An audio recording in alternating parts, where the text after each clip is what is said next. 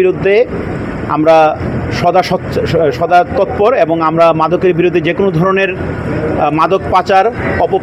মাদক পাচারের চেষ্টা আমরা সর্বদা প্রতিহত করার জন্য আমরা সর্বদা সোচ্চার আছি এবং আমাদের 17 বিজিবির সকল সদস্যগণ নিরলস তৎপরতা চালিয়ে যাচ্ছে।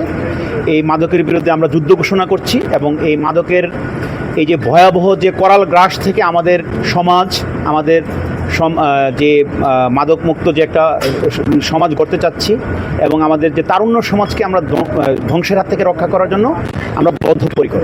আপনারা আজকে আমাদের 17 বিজিবির তত্ত্বাবধানে যে মাদকদ্রব্য ধ্বংসকরণ অনুষ্ঠানটা যে শেষ হয়ে গেল, সর্বমোট 31,94,34,350 টাকার বিভিন্ন ধরনের মাদকদ্রব্য আমরা ধ্বংস করেছি।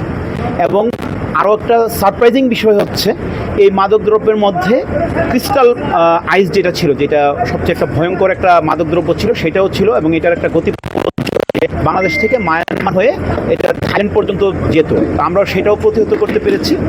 এবং আপনারা সবাই জানেন যে আমরা গত 3 বছরের 2023 সাল থেকে 11 জুলাই 2026 সাল পর্যন্ত আমরা এই মাদকটা আমরা ধ্বংস করলাম। তো ইনশাল্লাহ আগত দিনগুলোতে আমাদের এই মাদকদ্রব্য ধ্বংসের যে কার্যক্রম এটা অব্যাহত থাকবে। আমরা যে কোনো ধরনের কার্যক্রমে, যে কোনো ধরনের মাদকের যদি আমরা খবর পাই, আমরা সাথে সাথে আমাদের টিম যায়, আমরা সেটা গিয়ে আমরা উদ্ধার করার জন্য আমরা সদা তৎপর আছি। আপনাদের সবাইকে অসংখ্য